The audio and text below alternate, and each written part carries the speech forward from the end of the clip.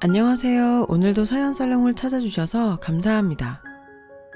그동안 참아왔던 울분을 시댁에 다 토해내고 홀가분한 마음으로 이렇게 사연을 보내게 되었어요.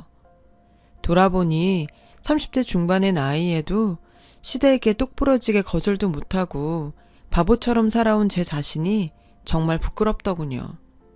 결혼 전엔 사랑과 전쟁을 보면서 저런 일을 겪고도 왜 참고 사나 하는 의문과 답답함이 들었는데 제가 그 드라마 속 주인공이 될 줄 누가 알았겠어요. 한마디로 이 모든 사건의 원인은 양심 없는 뻔뻔스런 시댁과 자존감 낮은 며느리의 잘못된 만남 정도로 정의할 수 있겠네요. 듣고 보니 좀 유행가 가사 같죠? 남편과 저는 에스테틱 샵에서 만났어요. 고객과 사장 관계로요. 요즘은 남성분들도 피부 관리를 많이 받지만 당시만 해도 남성분이 관리를 받는 일은 드물었거든요. 그래서 전 남편을 특별히 잘 대해주었죠. 남편이 다른 손님도 소개시켜 주어서 남들보다 더 비싼 마스크팩도 해주고 시간도 10분 정도 더 길게 하는 등 말이에요. 솔직히 거기엔 약간의 상술도 있었어요. 서비스를 통해 계속 회원권을 끊게 유도한 거였으니까요. 하지만 남편은 순진해서 제 호의에 마음을 열게 되었고 어느 날 마사지를 받던 중에 갑자기 고백까지 했죠. 마사지 중에 고객과 사적인 이야기를 하는 게 제 영업 스타일이기에 남편한테도 그런 식으로 대했는데 그 시간 동안 남편은 저랑 가까워졌다고 느꼈던 모양이에요. 처음엔 너무 당황스러워서 웃음으로 넘겼는데 그 이후에도 지속적으로 대시를 하니 저도 모르게 조금씩 마음이 움직이더군요. 이후 우리는 바쁜 업무에도 불구하고 하루라도 안 보면 미칠 정도로 불같은 사랑을 했고 6개월도 안 돼서 전 남편한테 프로포즈까지 받았죠. 그렇게 저희끼리 꽁냥꽁냥 다정하게 데이트하던 어느 날 남편이 누나한테 전화가 한 통 왔어요. 웃으면서 통화하던 남편의 표정이 갑자기 굳어지더니 걱정하지 마 누나, 우리 많이 사랑하고 있어 라는 말을 하곤 서둘러 통화를 끊지 뭐예요. 남편의 근심 어린 표정을 보고 걱정돼서 물었죠. 그랬더니 누나가 우리가 너무 빨리 결혼을 결심한 게 아니냐고 걱정해서 라며 말끝을 흐리더군요. 그 말을 듣자 저는 아픈 기억이 떠올라 불안해지기 시작했어요. 남편 만나기 전 정말 사랑했던 남자와 집안 반대로 억지로 헤어졌던 경험이 있거든요. 엄마는 어릴 적 돌아가시고 아빠는 재혼하셔서 사실상 저는 고아나 다름없어요. 교육자 집안이었던 전 남자친구 집안에선 저를 탐탁지 않아 했었어요. 그래서 결국 헤어지게 됐고요. 그 충격 때문인지 조건 좋은 남자들이 구애를 해와도 저는 쉽게 남자들한테 마음을 열 수 없었죠. 콩깍지가 씌었을 때야 제가 마냥 좋겠지만 제 상황을 알면 저를 떠날 거라는 두려움 때문에요. 남편은 유일하게 제 얼어붙은 마음을 열게 한 남자였어요. 남편하고 있으면 마음이 편안해지고 고객을 상대하느라 지었던 억지 웃음을 지우고 실컷 웃을 수 있었으니까요.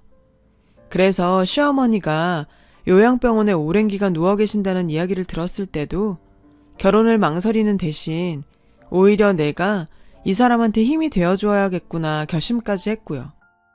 우린 서로 뭐가 그리 급했는지 결혼 전 혼인신고부터 했고 바쁜 가게 운영 중에도 틈틈이 시어머니가 계신 요양병원으로 가서 어머님을 돌봤어요.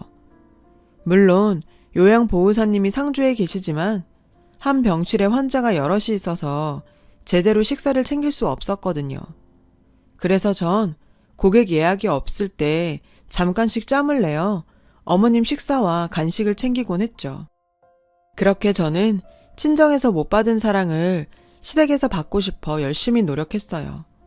시아버님이 전화하시면 아무리 바빠도 바로 달려갔고 힘들어도 꾹 참으며 요구하시는 거 다 해드렸거든요. 또 형님한텐 눈치껏 립서비스도 하고 마음에 들려고 정말 많이 노력했고요.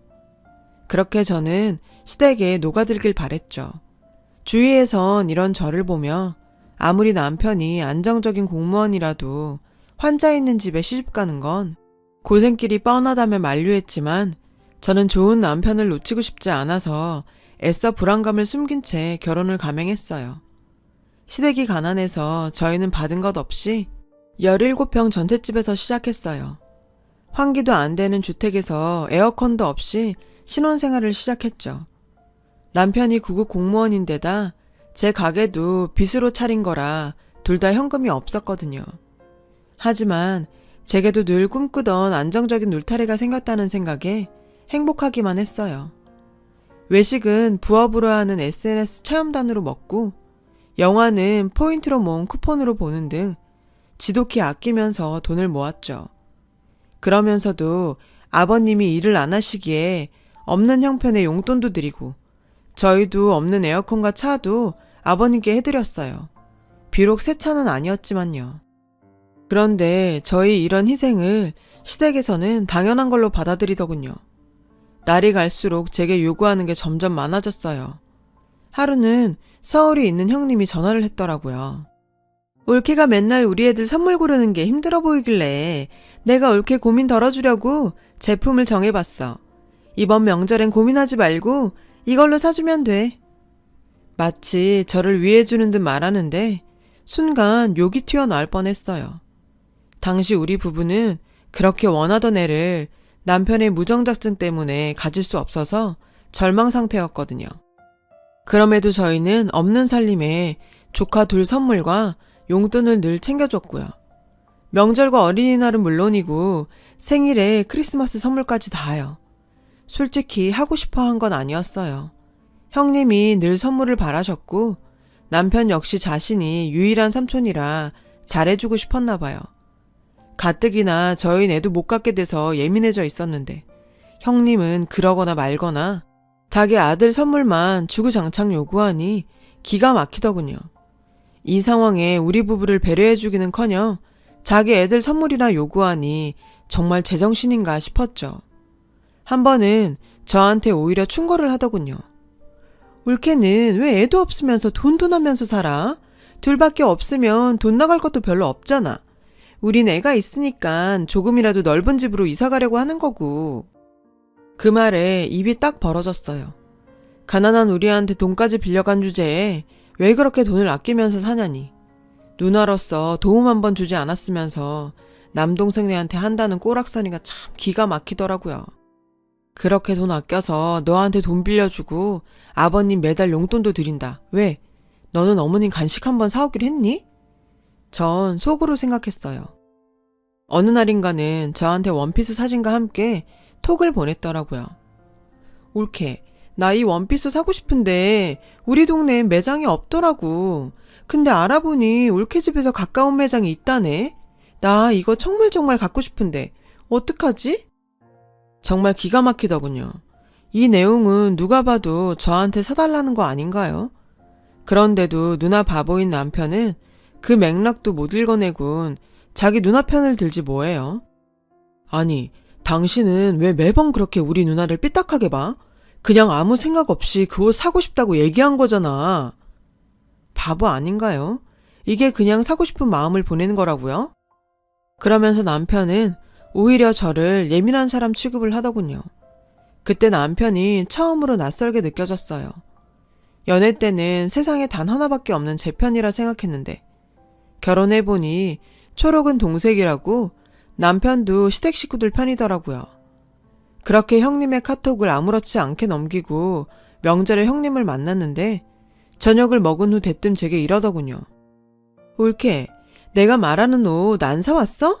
올케 그렇게 안 봤는데 참 센스 없다. 형님의 그 기막힌 말을 듣고서야 남편은 제 말을 믿더군요. 자신의 누나가 어떤 사람인지 그제야 안 거죠. 하지만 남편은 그 후에도 여전히 시댁의 빨대가 되길 자처했어요. 어머님이 오랜 기간 편찮으셨기에 자신이 그 역할을 대신해야 한다는 이상한 책임감이 있었거든요. 그래서 이기적인 누나도 자신이 엄마처럼 품어야 한다고 생각해서인지 형님의 계속된 막대먹은 요구를 끊지 못했어요.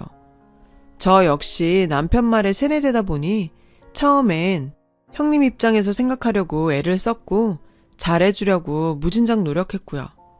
그런데 형님은 저한테 하지 말아야 할 말을 하고야 말더군요. 울케, 나 사실 이 결혼 반대했었어.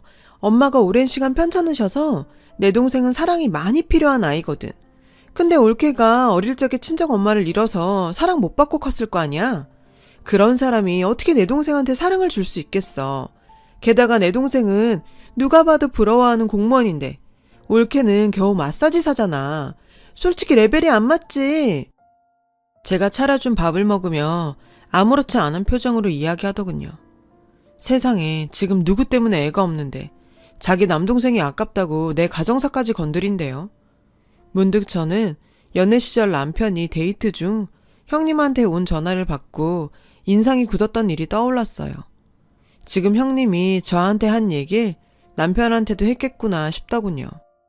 할 거면 결혼 전에 나한테 하던지 왜 이제 와 이러는지 정말 모르겠더라고요. 욱하는 마음에 저도 모르게 들고 있던 상을 그대로 엎어버릴 뻔했어요. 결국 전 참지 못하고 형님한테 대들었어요. 형님, 저도 이 결혼 주위에서 반대 많이 했어요. 병든 시어머니의 남편은 고작 말단 공무원이라 저보다 월급도 적지. 게다가 혼자 계신 아버님까지. 형님이라면 이런 집에 시집 가겠어요? 형님 말처럼 그렇게 따지면 저도 손해보는 결혼 아닌가요? 제 친구들 보면 집은 시댁에서 기본으로 해주더라고요. 근데 우린 어땠나요? 저희 둘이 했어요. 저는 이렇게 없는 집에 시집와서 어머님 간병하고 아버님까지 챙기는데 누가 봐도 제가 더 손해 아닌가요? 그러니까 다시는 누가 더 손해니 하는 말은 삼가해주세요. 전 받은 대로 갚아주었어요. 그러자 형님은 몸을 부들부들 떨면서 저를 노려보더군요. 그리곤 울케, 안 되겠다. 우린 누구 돌아가실 때나 봐야겠다. 그러더니 그대로 가버리더라고요. 그 일로 형님은 남편한테 몰래 전화해 온갖 악담을 퍼부었던 모양이에요. 그러거나 말거나죠. 누가 겁난대요? 우린 그동안 형님 대출금도 무이자로 빌려드리고 시어머님까지 챙겼는데 어쩜 이리 못되게 구는지. 솔직히 저요. 차라리 잘 됐다고 생각했어요. 싫은 사람 매번 가족 행사 때마다 보는 것도 죽을 맛이었는데 이참에 얼굴도 안 보고 잘 됐다 했죠. 하지만 남편은 그러질 못했어요. 형님 전화를 받곤 스트레스를 많이 받았는지 세상에 이불에 오줌까지 쌌지 뭐예요. 남자가 심약해도 정도가 있지 전 그런 남편을 보고 하도 열이 받아서 며칠이나 잠을 설쳤어요. 그간 형님이 우리한테 했던 만행들만 떠오르더군요. 큰돈을 빌려가고도 고맙다는 말 한마디 없었고 지방 경조사 때도 식사 비용은 항상 우리 보고 계산하게 했거든요. 그뿐인가요? 명절 때는 친구들 만난다며 저한테 조카들을 맡기고 놀러 나가고 무슨 날만 되면 애들 옷 사보내라, 가방 사보내라, 용돈은 안 주냐, 되도 않는 요구만 하고 생각하니 더 열받네요. 가족이라는 이유만으로 그동안 절 얼마나 괴롭혔는지 아주 이가 박박 갈릴 정도라니까요. 그런데 가만 보니 이건 집안 내력인 것 같더라고요. 시아버님 또한 만만치 않았거든요. 저희한테 해준 것도 없으시면서 어찌나 바라는 건 많으신지. 일하면서도 일주일에 몇 번씩 틈나는 대로 찾아가 뵙는데 그때마다 늘 돈 이야기를 꺼내시면서 사람을 들들 볶으신다니까요. 하루는 시아버님이 식사 중에 음식물이 낀 이를 보여주시면서 이러시지 뭐예요. 얘 아가, 내 이빨 좀 봐라. 네가 봐도 임플란트 해야겠지. 임플란트를 해야 뭘 좀 씹을 텐데. 우리 동네 동식이는 말이다. 지 아빠 이하라고 500만 원이나 줬다더구나. 하는 수 없이 12개월 할부로 임플란트 해드렸더니 또 뭘 하시는지 아세요?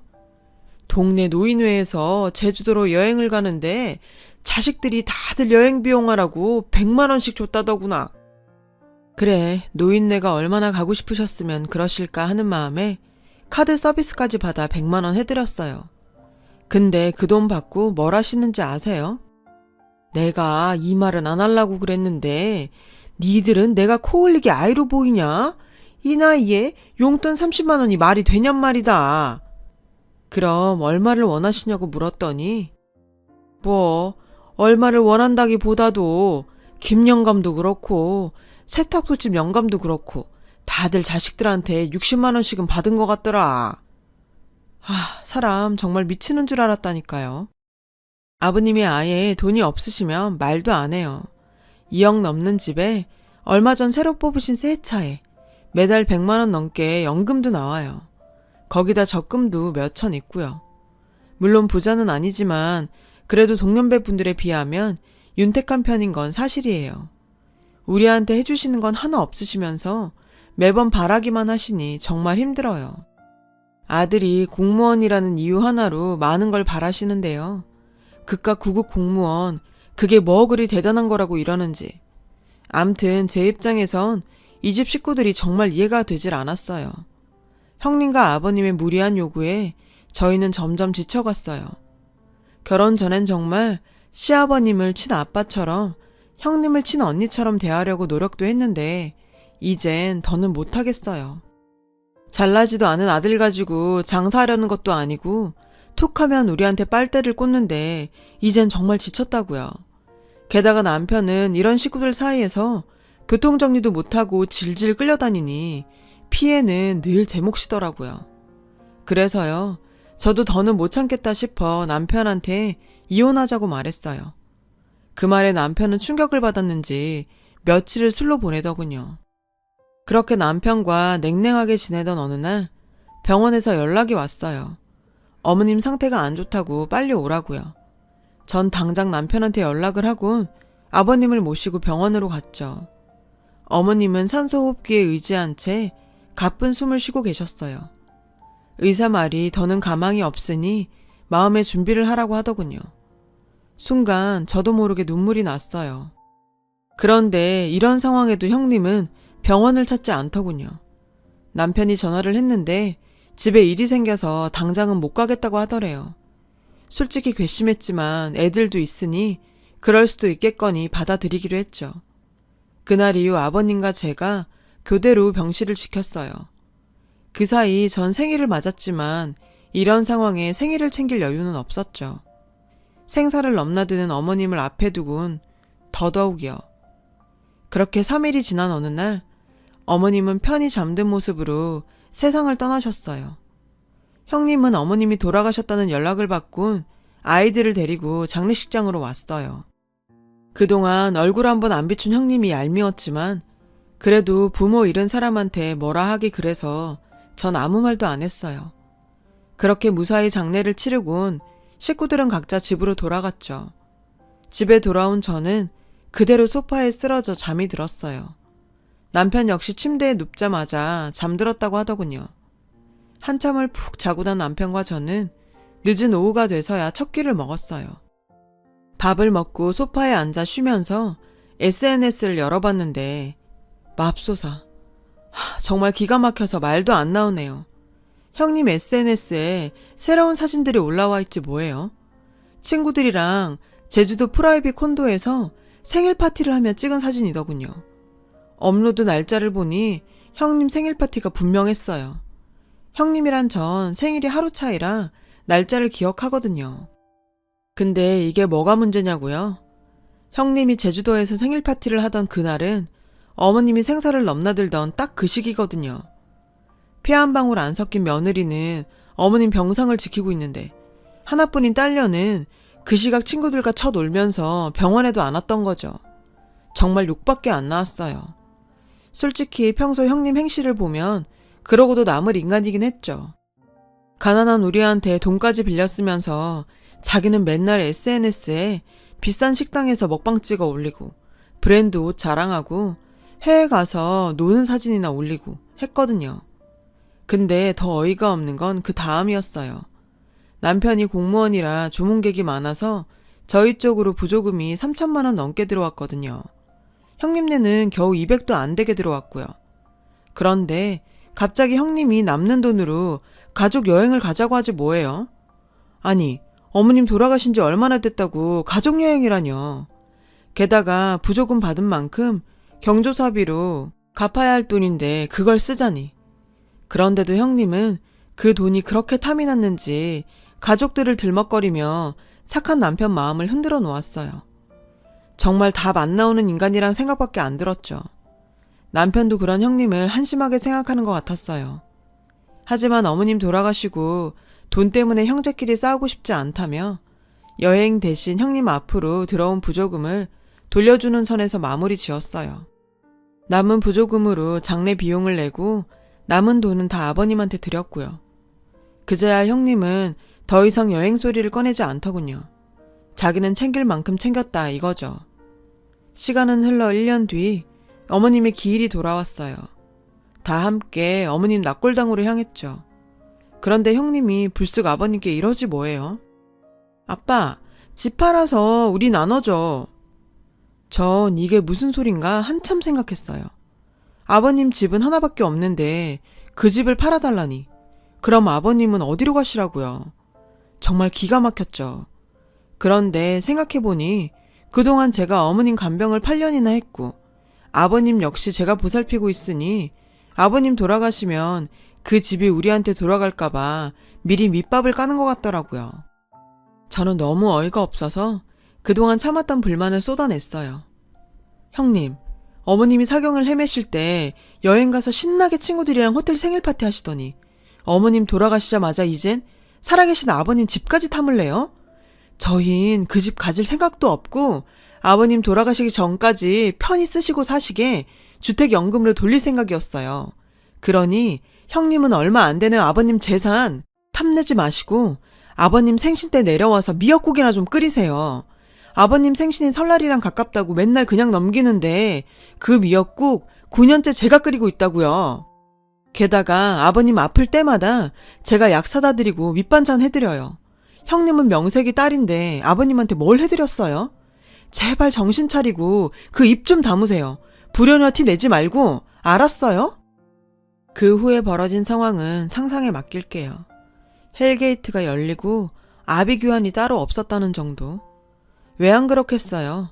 엄마가 오늘 내일 하는 동안 딸려는 친구들이랑 여행 가서 생일 파티나 하면서 놀았다는데 순한 남편도 그것만큼은 못 참겠던지 자기 누나한테 쌍욕을 퍼부으며 난리를 치더군요. 지지든 볶든 니들끼리 하라는 심정으로 전 혼자 집으로 왔어요. 나중에 남편한테 얘기를 들어보니 형님은 억울하다며 납골당에 주저앉아 오열을 했고 그러는 와중에도 제 욕을 그렇게 했다는군요.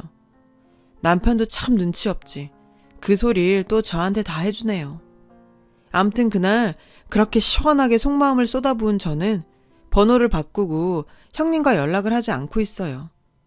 그동안 멀리 사는 자기 대신 저한테 당연하게 대리오도 요구하면서 시도 때도 없이 저를 무시하고 돈과 선물을 요구했던 형님은 저희가 거리를 두자 갑자기 눈치를 보며 남편 회사로 전화를 했다더군요. 하지만 그동안 남편 역시 여러 사건을 통해 지쳤는지 형님과 연락을 끊었죠. 안 그럼 어쩌겠어요. 까딱했다간 저랑 이혼할 판인데요. 그리고 얼마 전에는 약속 없이 불쑥 찾아와 돈 없다고 슬쩍 눈치 주시는 아버님께 웃으면서 한마디 했어요. 아버님, 저희 아직 전세라 드릴 돈 없어요. 돈 그렇게 필요하시면 집값 많이 오른 형님한테 달라고 하세요. 왜 해주신 것도 없으시면서 저희한테 바라기만 하세요? 저 호구 아니에요.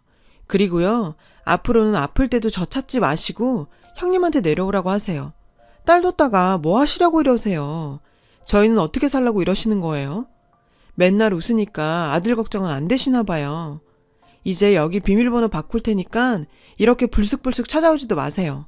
아셨죠? 저희부터 살아야지 가족이라고 다른 사람 끝까지 챙겼다간 저희도 못 살아남겠더라고요. 그날 이후 하루에도 몇 번씩 집요하게 연락하며 저를 피곤하게 만드셨던 아버님은 저한테 일절 연락을 하지 않으셨어요. 대신 남편한테는 여전히 돈 타령을 하시는 모양이더군요. 하지만 남편도 이제야 정신을 차렸는지 전과 다르게 나름 아버님께 단호하게 대처 잘하는 것 같았어요. 어쩌겠어요. 미우나 고우나 부모인걸요. 그 정도는 이해해야죠. 남편이 그러는데 제가 그동안 아버님과 형님한테 해왔던 걸 멈추자 이제는 두 사람이 서로에게 저한테 요구하던지 그대로 하며 싸운다고 하더라고요. 심지어 형님은 아버님한테 어머님 돌아가셨으니 어머님 몫의 재산을 달라고 떼를 쓴다나 뭐라나. 안 봐도 비디오였죠. 어쩜 그리 부녀가 똑 닮았는지 이래서 피는 못 속인다고 하나 봐요. 그동안 소중한 가정을 지킨다는 핑계로 나를 혹사하며 시댁 식구들의 요구에 휘둘려 왔는데요. 이제는 안 그러려고요. 이젠 가족이 아닌 제 자신과 진짜 제 가족인 남편 소중히 여기며 할 말 다 하면서 살 거예요. 지금까지 제 사연 들어주셔서 감사드려요. 여러분 가정에는 행복만 가득하시길 바랄게요. 여러분, 사연 댓글에 응원과 현명한 조언 부탁드려요. 좋아요와 구독은 저에게 큰 힘이 됩니다. 오늘도 좋은 일 가득하세요.